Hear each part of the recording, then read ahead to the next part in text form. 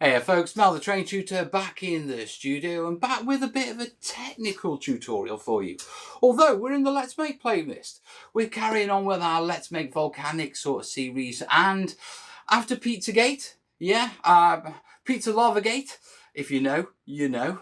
Yeah, I decided it'd be worth dipping back and showing you a couple of techniques on how to do lava effects because they weren't very good in that one. Yeah, and so what we're going to be doing in this one is I'm going to take you through some simple lava effects. And these are basic. Yeah, they're not miniature level sort of stuff. It's stuff that you can use to apply to large areas quickly to lava up your terrain.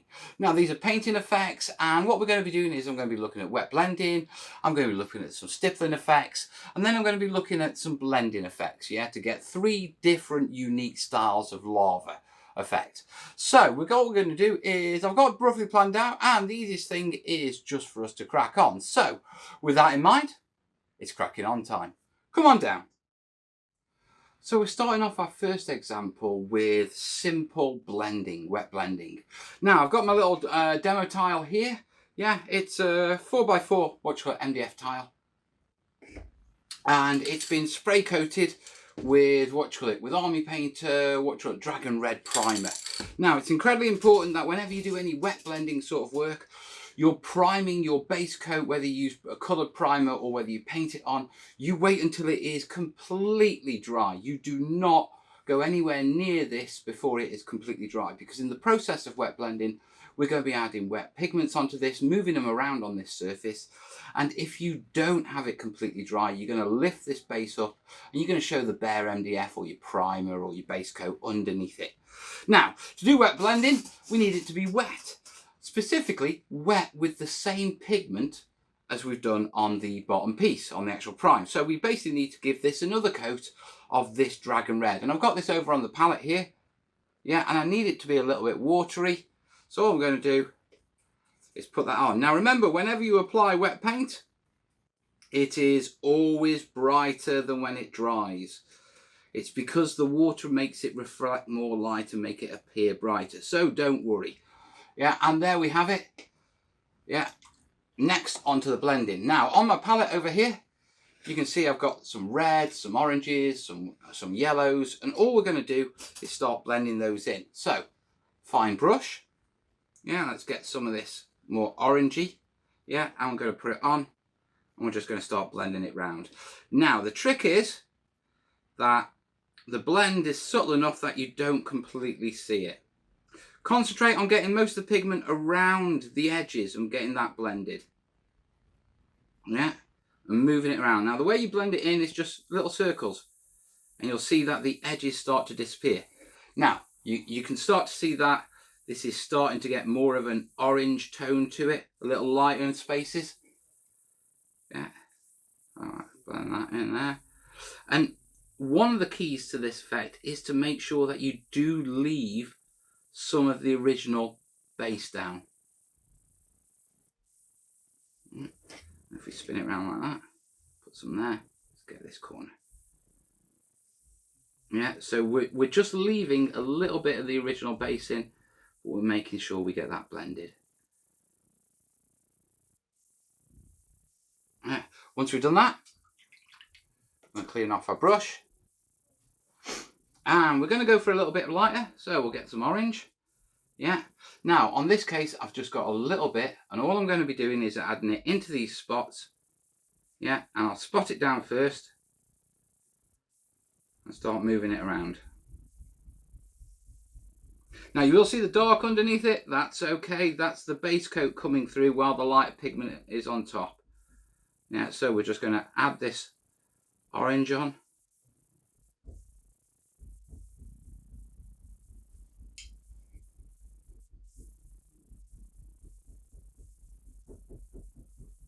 Just blend it around.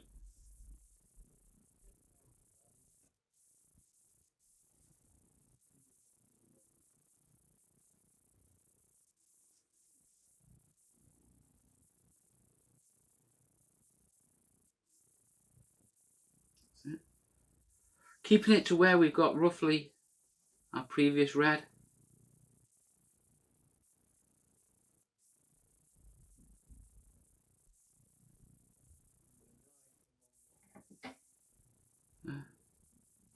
breaking it up, adding little bits just to break it up.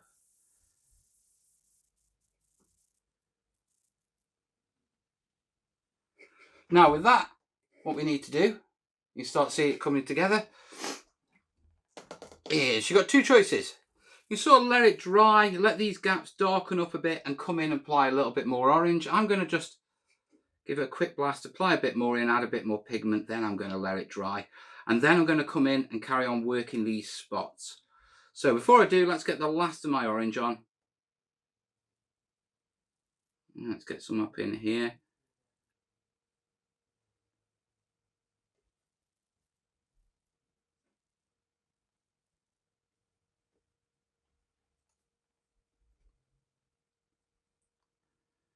Yeah, a bit more. Picking up quite a bit of the red there. Yeah.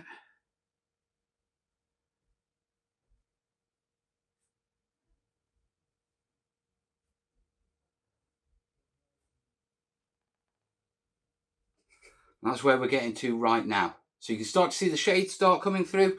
Next thing I want to do is I actually want to let this dry a bit so I can bring up the colours and layer them up, because it's getting a bit too wet and I'm starting to work through the actual red and into my base coat. So I need to let this dry a bit.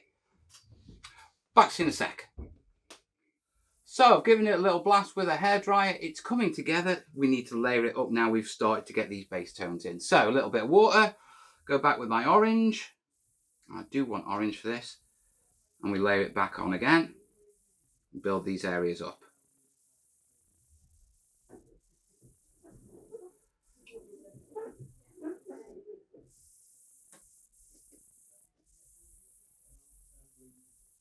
Yeah, odd little spots.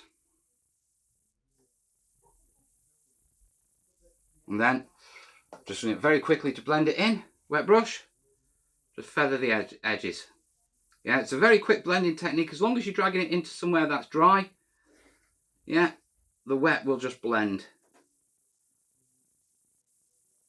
Edges will just blend out like that and get a bit smoother. Now, while this is still wet, we can lighten this up a bit more.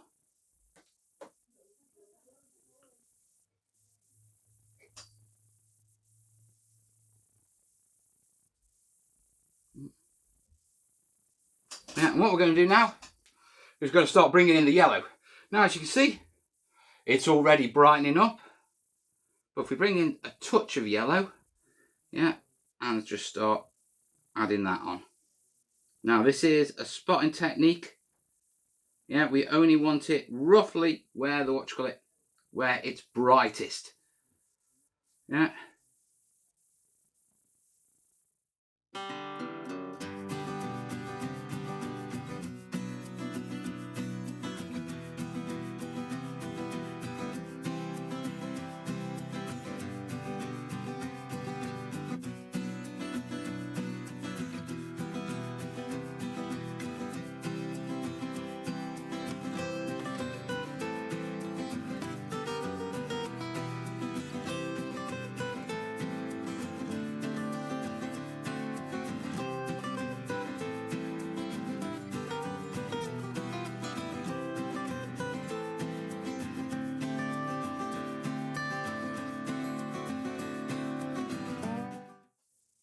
And that is what you're left with.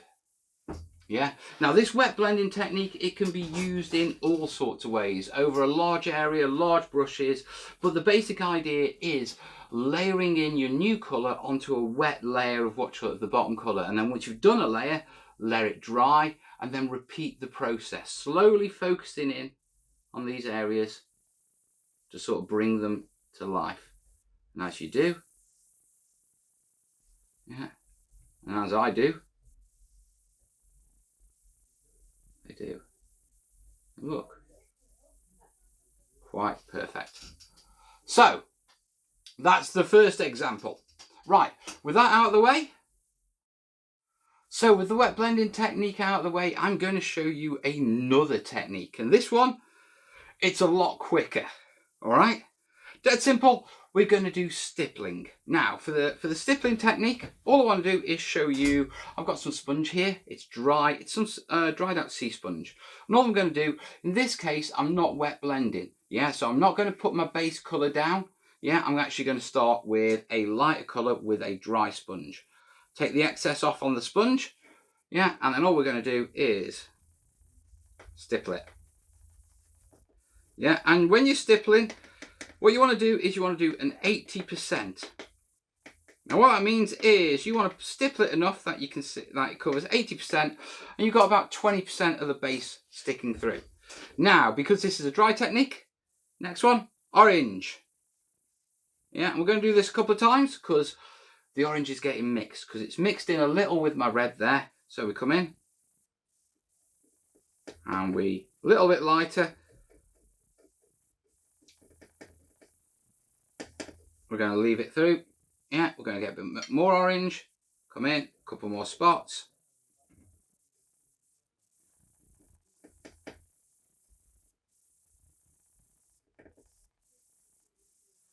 Yeah.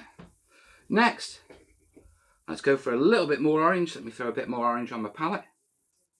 So we can just get some raw orange, so to speak, some neat orange that hasn't mixed in with any red or anything like that. Yeah, and then back on.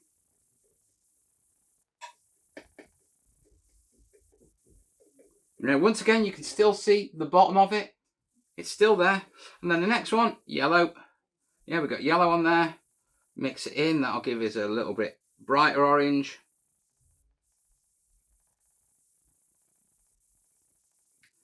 More yellow. Mix it in.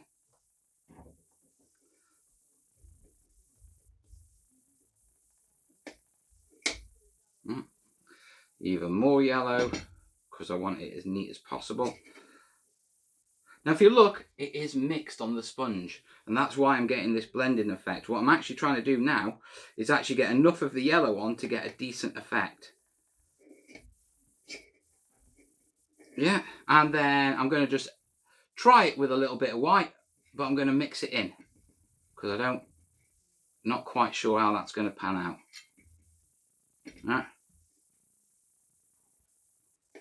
I think that'll do. I don't think I want to put white on that one, to be truthful. I think it'll blend out.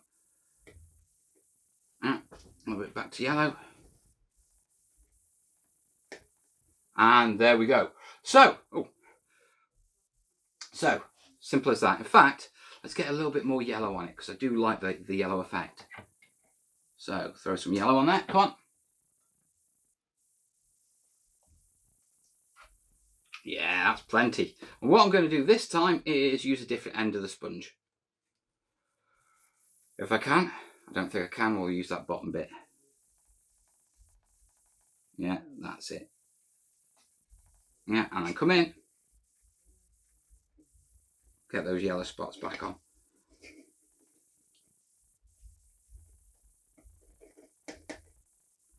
And very quickly, that's a very quickly way to get sort of a speckled lava effect. Now it's still wet. It'll come back once it's a little bit warmer.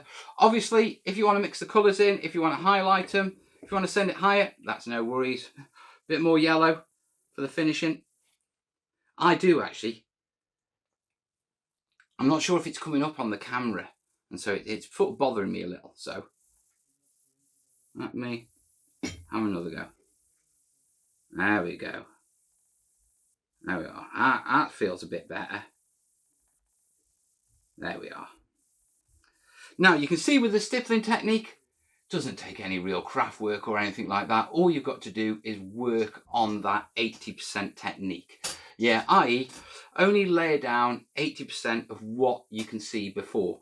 So each time I'm adding a layer, I'm basically doing 20% less coverage. So when we get back to about the yellow layer, which is the final one, I'm only putting actually probably about 10% of the actual area on in yellow.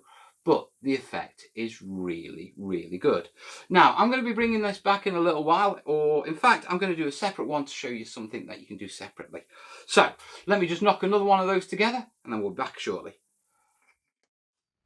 So, that's our stipple piece dry, and as you can see, It's a really quick, lovely technique for getting that sort of stippled lava look.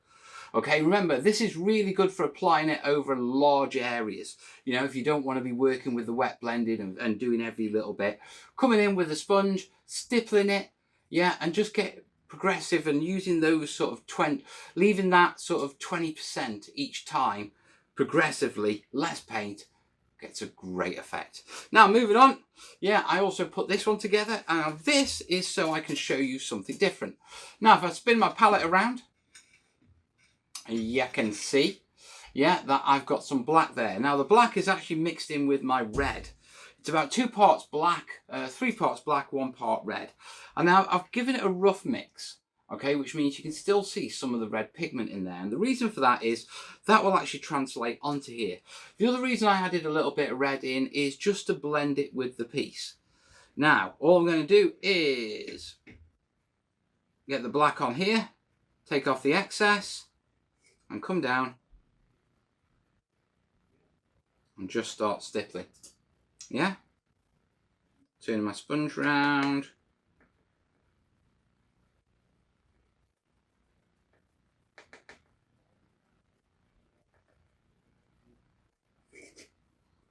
same again.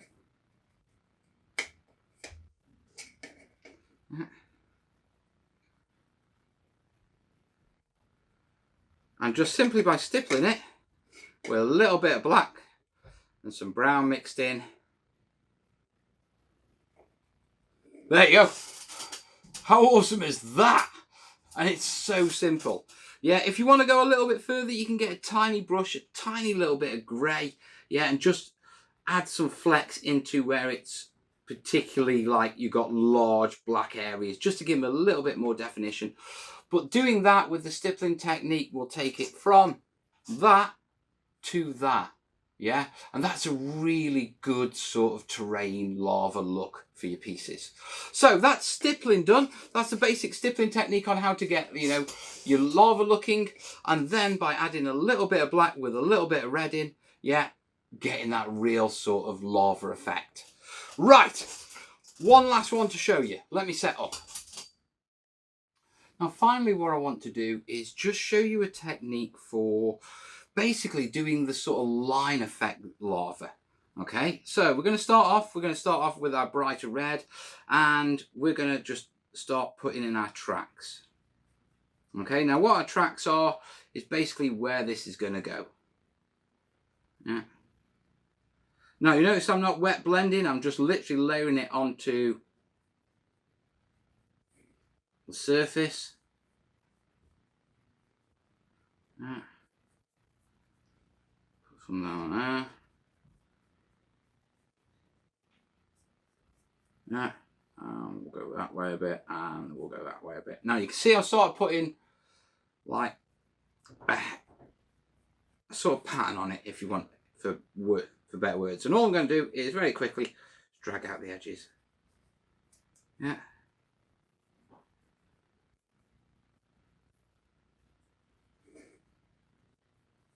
Just feather down. This is feathering, and all I'm doing is spreading out the pigment on the edges to help it blend in.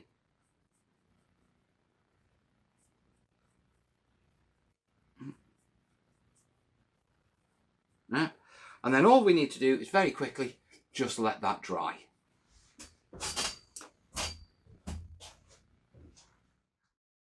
So it's pretty much on, it's pretty much dry. You can just about see them. Okay, next bit, we need to start layering on our orange. So literally raw orange, no water. Yeah, and you've got to sort of hold it in the light to see where you've been before. I'm going to go straight up the middles of every line. Yeah, like that, like that, like that. And then a bit more orange. Yeah, and then we're going to go like that. We can even go, put a line in there. Yeah, line in there, line in there. Yeah, smooth this out a bit because that's a bit thick. Same there. Right, next, with a little bit of water on a brush. Yeah, with a slightly damp brush. Feather the edges. Come on.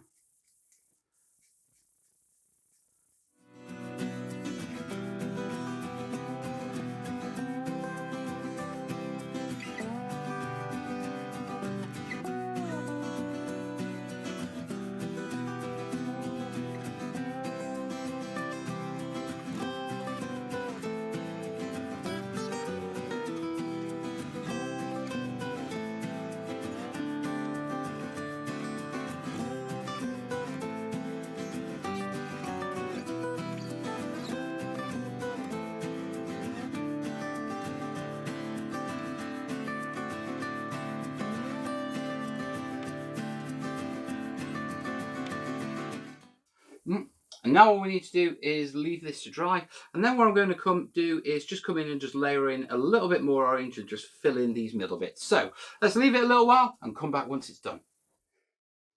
So now we've got the orange all bolded up, it's time to do the yellow. Now, so what we've got is we've got a little bit of the demonic yellow.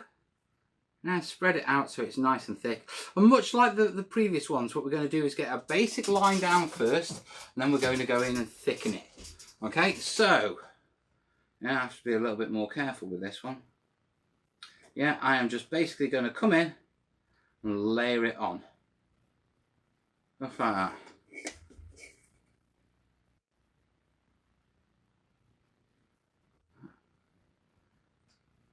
Now, there's some red in that. I'm going to get rid of that quickly. Make sure you keep the yellow just purely to yellow. Yeah, otherwise this actual effect will be spoiled. So, very quickly up here. Very quickly up here.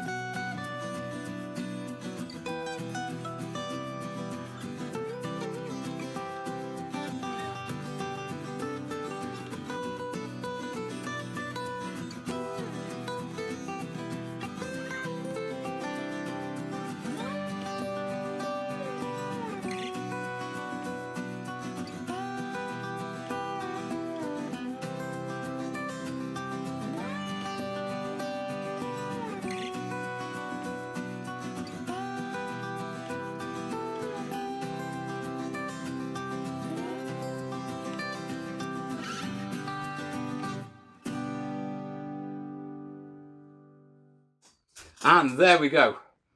Dead simple. Now, obviously, it's better if you follow a nice track pattern. And we could probably come in and just touch these up a little, but that's the basic technique. It's dead easy to achieve. Dead easy. Right, so, a couple of simple techniques for creating lava effects for you. Let me just move these and we'll go through them quickly. Yeah, obviously, we've got the first one, which was our wet blending technique. Yeah, it's turned out good. It's a really good way of just mixing and blending. Remember, whenever you do this, it's on about layering on a wet layer of what's dry underneath and then mixing a colour into it and then letting that dry and repeating that process. Yeah, if we move that to over there. Then we've got the stipple technique. Yeah, which you can see, yeah, really good effect. Really easy to achieve. It's just about leaving that 20% of the the base coat showing as with each layer. So the more layers you put on, the less you actually put on coverage wise.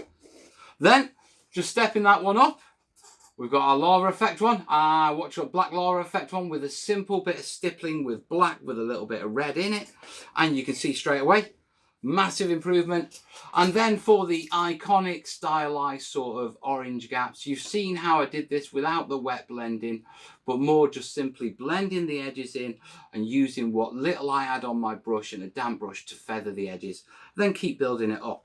Now, above all, on all of these things, yeah, literally on all of them, okay, it's down to practice. It really is. Lava isn't my thing. Okay, it's not something I do very often, and generally when I do it, I do use an airbrush. But I wanted to show you after, you know, the dynamic pizza, after Pizzagate, yeah, totally different Pizzagate. This is our Pizzagate. But basically what I wanted to do was show you that there's a load of different techniques. And as always, introduce the basic techniques, show you how you can do really good results with just a little bit of practice, and then pass them over to you to run with. Now, as always, we've got more lava stuff coming. We've got volcanoes coming and all that sort of stuff. I am getting back in the saddle, and I know the stuff that I'm doing is quite basic for a lot of you. It's part of me getting back into the saddle, guys. But we are building it up. We are leveling it up, and it is going great. So what I want to do right now is just wrap it up. Obviously, if you've liked it, then like it. If you're new to the channel, make sure you subscribe. If you like seeing me on the channel and seeing me getting back into my groove and everything, then please support me. I could really do with it. The links are down below in the description. Yeah, you can join the clan on what you call it, on Patreon. Pledge $1, yeah, a month, and then just help keep the lights on, the cameras rolling, and me producing this content for you. And if you're not into the monthly thing, there's a PayPal link, and there's also a link for my Amazon wishlist if you want to get something for the studio. It all helps keep me in here, put a smile on my face, and get me back into my groove, folks. So until then, I hope you found this useful. I'm going to continue sharing my stuff, you know, and as we go, and we'll take it from there. And in the meantime, folks, all the best, yeah. Ta-ra.